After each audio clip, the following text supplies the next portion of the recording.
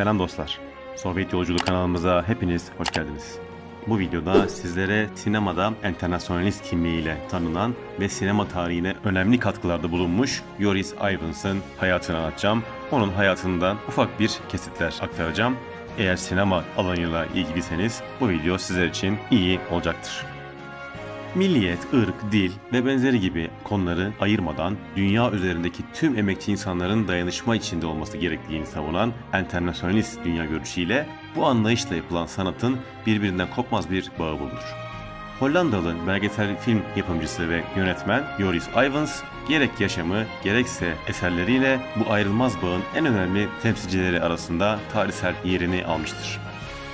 Hollanda'da doğan Ivans, İspanya İç Savaşı'nda uluslararası Tugaylar saflarında Endonezya, Kamboçya, Vietnam ve Çin devrimlerine katılmış ve enternasyonalist sinema yönetmeni olarak hafızalara kazanarak bu alanda özgün isimlerden biri haline gelmiştir. Gelin hep birlikte Uçan Hollandalı lakaplı Joris Ivans'ın yaşam öyküsüne ve yaptığı tarihsel katkılara hep birlikte bir göz atalım.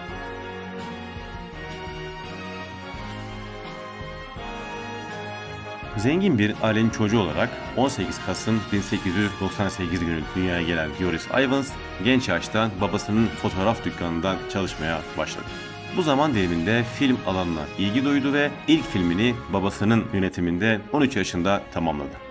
Daha sonra kolejde babasının işini sürdürmek amacıyla ekonomi bölümüne yazıldı. Ancak bu dönemde tanıştığı Marksist öğreti ve sınıf mücadelesine duyduğu özel ilgi onu kariyerci yoldan uzaklaştırdı ve devrimci sanata dair araştırmalar yapmaya başladı. 1928 tarihli Köprü ve 1929 tarihli Yağmur filmleri onun sinema alanından tanınmasına yol açtı ve bu alandan sesini duyurdu. İki filmde Hollanda İnşaat İşçileri Sendikası'nın desteğini almıştı. Babasının film üretim ağı sayesinde kendi gibi olan yönetmen dostlarıyla birlikte ortak çalışmalar yaptı. Aralarında Hollanda'dan tanınmış isimler olan Helen van Dongen, John Ferno ve yabancı sinema alanında uluslararası olarak tanınan Alberto Cavalcanti, René Clair, Sergei Eisenstein, Vsevolod Podolkin ve Dziga Vertov gibi komünist yönetmenler de vardı. Ardından 1930 yılında İnşa Ediyoruz ve Zuy Derze gibi filmler çekerek denizin tarımsal amaçlı nasıl geri kazanıldığını anlatan bir dizi film yapmıştır.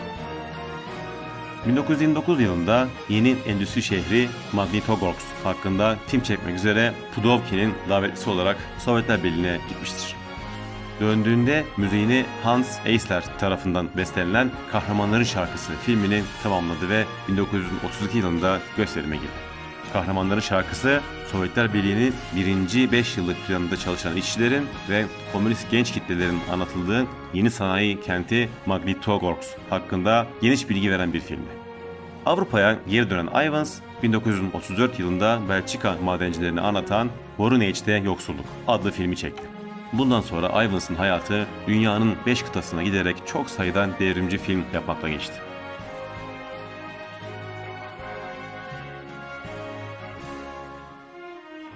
Moskova stüdyosu daha detaylı çalışmalar üretmek amacıyla Ivans'ı ABD'ye yolladı. 1936 ile 45 yılları arasında ABD'de yaşayan Ivans, bu dönemde faşizmi konu alan pek çok film ve belgesel çekti. İspanya'daki Cumhuriyetçilere destek amacıyla hazırlanan Ernest Hemingway ve John Dos Passos tarafından yazılan ve Ivans tarafından çekilen 1937 tarihli İspanyol Dünyası filmi savaş döneminde büyük ses getirdi. Bu filmin başarısı sayesinde Ivans, akşam yemeği ve film gösterimlerinden katılmak üzere ABD Başkanı Franklin Roosevelt'in davetlisi olarak Beyaz Saray'a bile çağrıldı. Kısa süre sonra Hollanda hükümeti ülkenin Japon İmparatorluğu birliklerinden kurtuluşunu filme çekmesi için Ivans'ı Endonezya'ya gönderdi. Ancak bu yolculuk sonrası ABD yönetimi komünistlerle bağlantı kurduğu için onun ABD vizesini iptal etti. 1946 yılında çok kültürlülük ve anti-emperyalizm konularını işleyen Endonezya Çağırıyor isimli film gösterime girdi. İkinci Dünya Savaşı sonrası dönemde Komünist Blok ve Sovyetler Birliği ile ilişkilerini sürdüren Ivans yaklaşık 10 yıl boyunca Doğu Avrupa'da yaşadı ve pek çok stüdyo ile birlikte çalıştı. Endonezya ile ilgili pozisyonu ve Soğuk Savaş'ta Doğu bloğundan taraf olması Hollanda hükümetini rahatsız etti. Uzun yıllar boyunca pasaportunu birkaç ayda bir yenilemek zorunda kaldı. Enternasyonalist düşünce temelinde filmler çekmeye devam eden Evans, 1951 yılında Dünya Barışı kazanacak, 1952 yılında Dostluk kazanacak ve Varşova-Berlin-Prag Barış Yarışı adlı filmleri, 1954 yılında Nehirlerin Şarkısı eserlerine imza attı. 1956'da Paris'e taşındı ve Latin Amerika, Afrika ve Çin ile ilgili belgeseller çekmeye devam etti. 1965-70 yılları arasında Vietnam Savaşı hakkında 17. Paralel Vietnam Savaşı ve Vietnam'dan Uzakta adıyla 2 adet birbirinden kaliteli film çekti. 17. Paralel Vietnam Savaşı filminin ayrı bir önemi vardır. Vietnam'da savaş bütün şiddetiyle sürmekteyken ve ABD Kuzey Vietnam'ı deniz, kara ve havadan şiddetle bombalarken Evans, eşi Marceline Noridan Evans ile birlikte bombardımanların en yoğun olduğu kuzey ile güney arasındaki sınır bölgesindeki 17. paralele gidip orada savaşın filmini çekmek ister. Kuzey Vietnamlı yetkililer bu öneriyi çok tehlikeli bulup Evans'ların hayatlarını riske atmamak için izin vermezler. Ancak onlar ısrar eder ve yakın arkadaşı Çin Başbakanı Chu Enlai vasıtasıyla bu sefer de Kuzey Vietnam lideri Ho Chi Minh'den bir akşam yemeği daveti alır. Ho amca olarak bilinen Ho Chi Minh başlangıçta ikna olmaz. Ancak daha sonra Evans'ın karısının kolundaki dövmeyle yazılmış rakamlara gözü takılır. Ona bir toplama kampında kalıp kalmadığını sorar. Evans'ın eşi bunun üzerine Auschwitz cevabını alır. Ho Chi Minh bir süre Marceline Evans'a baktıktan sonra gülümser ve sen oradan sağlam çıktığına göre 17. paralelden de sağlam dönersin. Gidebilirsiniz der. İşte Evans'ların Vietnam'daki film çekimleri bu derecede zorluk barındırmaktadır. Joris Ivans başarılarının sonucunda 1967 yılında Lenin Barış Ödülü'nün sahibi oldu. 1971'den 77'ye kadar Çin'deki kültür devrimiyle ilgili 763 dakikalık büyük bir yapım olan Yukong Dağları Nasıl Yerinden Oynattı belgeselini çekti. Çin Komünist Partisi'nin Genel Sekreteri Mao Zedong ve Çin Dışişleri Bakanı Chu Enlai ile eski kişisel dostlukların nedeniyle kendisine geniş olanaklar tanındı.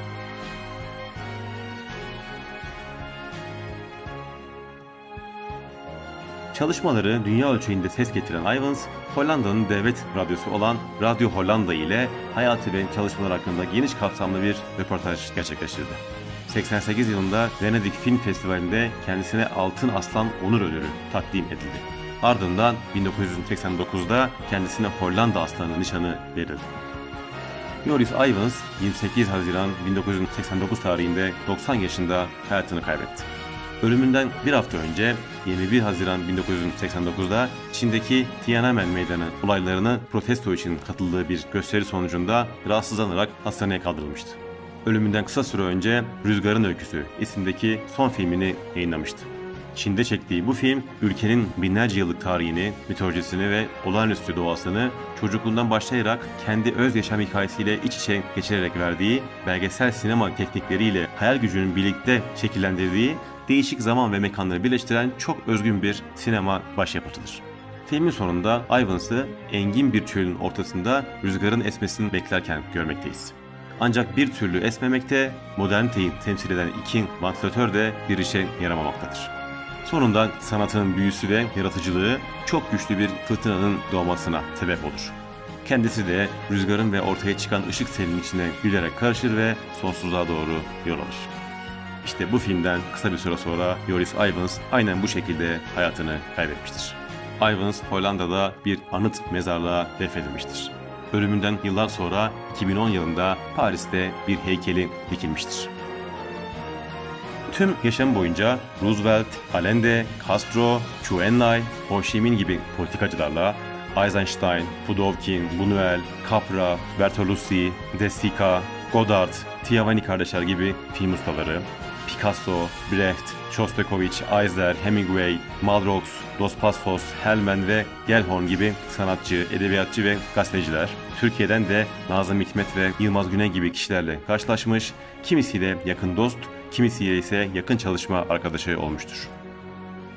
Evans, 20. yüzyılın hemen hemen tüm büyük olaylarını, alt üst oluşlarını ve kitlesel gösterileri kamerasıyla belgelemiştir. Bu anlamda geçtiğimiz yüzyılın en büyük enternasyonalist kişiliklerinden biri haline gelmiştir. Evans, büyük umutlara, başarıları olduğu kadar hayal kırıklıklarına, güzelliklerin itip gitmesine de tanıklık etmiştir. Otobiyografisinde kendi deyişiyle Eğer uçan Hollandalı 1917'deki Leningrad'ı bilmiş olsaydı ve şimdi oraya tekrar geri dönseydi kendi kendine ancak şunları söyleyebilirdi. Burası umudun en yüksek noktaya ulaştığı bir yerdi. Sosyalizm burada doğmuştu ve başlangıçta bir çiçek gibi serpilmişti.